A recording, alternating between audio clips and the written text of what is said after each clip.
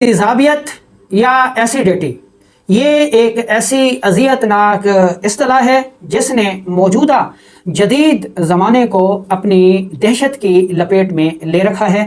گو یہ مرض یعنی تیزابیت جان لیوا نہیں ہے، لیکن اس کی جو دہشت ہے، اس کی جو اذیت ہے، اس کی جو علامات ہیں، وہ ایک انسان کو ڈپریشن اور انزائٹی میں مبتلا کر دیتی ہیں۔ ایسا انسان نہ تو صحیح طرح کھا پی سکتا ہے، نہ کھانے کا لطف اٹھا سکتا ہے، نہ زندگی کا لطف اٹھا سکتا ہے۔ اس کے شب و روز مایوسی اور ڈپریشن میں ہی گزرتے ہیں، کیونکہ جیسے ہی وہ غذا کھاتا ہے، ایسیڈیٹی یا تیزابیت کی وجہ سے اس کے پیٹ میں درد شروع ہو جاتا ہے، یا اس کو ابکیاں آنے لگتی ہیں، یا جلن شروع ہو جاتی ہے۔ السلام علیکم ورحمۃ اللہ وبرکاتہ۔ میں ہوں آپ کا میزبان حکیم لیاقت علی کھیچی، اور آپ دیکھ رہے ہیں ہمارا یوٹیوب چینل لیاقت بھائی ہربل، اور موضوع ہے آج کا ہمارا ایسیڈیٹی، تیزابیت۔ تو اپنے ٹاپک کی طرف بڑھنے سے پہلے آپ سے گزارش ہے کہ اگر آپ نے ہمارا یہ چینل سبسکرائب نہیں کیا تو جلدی سے اسے سبسکرائب کر دیں، اور ساتھ لگے گھنٹی کے بٹن کو بھی دبا دیں تاکہ طب و صحت کے موضوع پر ہر نئی آنے والی ویڈیو آپ کو سب سے پہلے ملتی رہے۔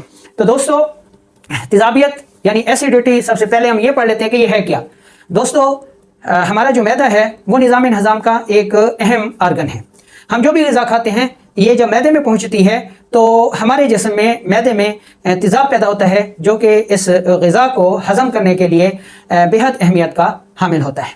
جب ہم مسلسل ایسے کام کریں، ٹھیک ہے، کہ کھانا ڈٹ کر کھائیں، کھانے میں کوئی ترتیب نہ رہے، یا ایسی غذائیں کھائیں جو کہ بہت سخت ہوں، جیسا کہ ہم گوشت مسلسل کھائیں، فاسٹ فوڈ مسلسل کھائیں، یعنی ایسی غذائیں جو کہ دیر ہضم ہوں، جن کے لیے اضافی تیزاب کی ضرورت پڑے، ہم اگر مسلسل وہ غذائیں کھاتے رہیں تو ہمارے جسم میں تیزاب زیادہ بننا شروع ہو جاتا ہے، اور یہ زیادہ تیزاب جو ہے وہ پھر ہماری جو قدرتی تیزاب کی لمٹ ہے اس کو خراب کر دیتا ہے، اور یہ اضافی تیزاب جو ہے، جو کہ اس سخت غذا کو ہضم کرنے کے لیے پیدا ہوا تھا، یہ معدے کے پردوں کو بے انتہا نقصان پہنچاتا ہے، جس کی وجہ سے تیزابیت کے جو علامات ہیں وہ شروع ہو جاتی ہیں۔ یہ علامات کون سی ہیں؟ گیس ہو جاتی ہے، قبض ہو جاتی ہے، بھوک بالآخر ختم ہو جاتی ہے، جسمانی ساختیں خشکی کی وجہ سے جب پھٹ جاتی ہیں تو ان پہ جب تیزاب لگتا ہے تو شدید ترین درد ہوتا ہے، جلن ہوتی ہے، اذیت ہوتی ہے۔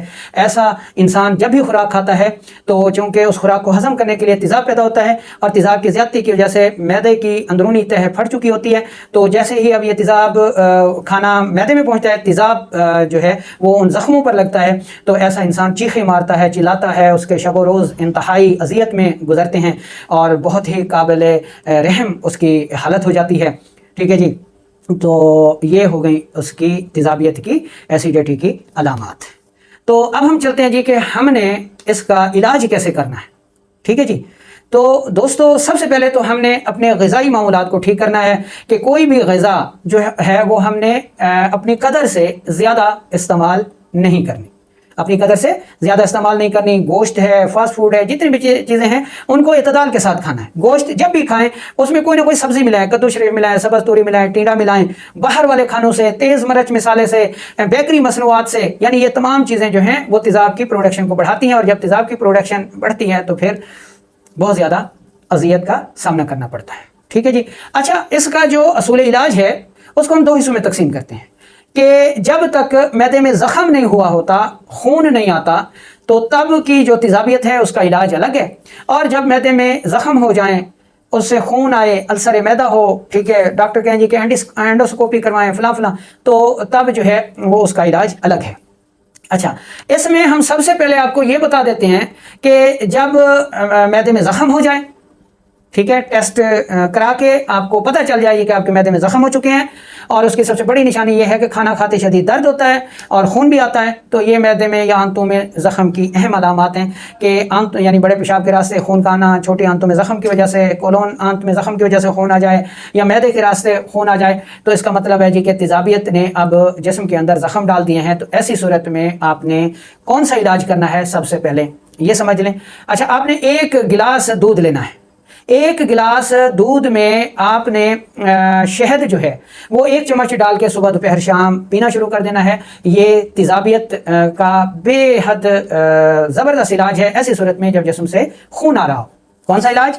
ایک گلاس دودھ اور اس میں 1 سے 2 چمچ شہد، ٹھیک ہے جی.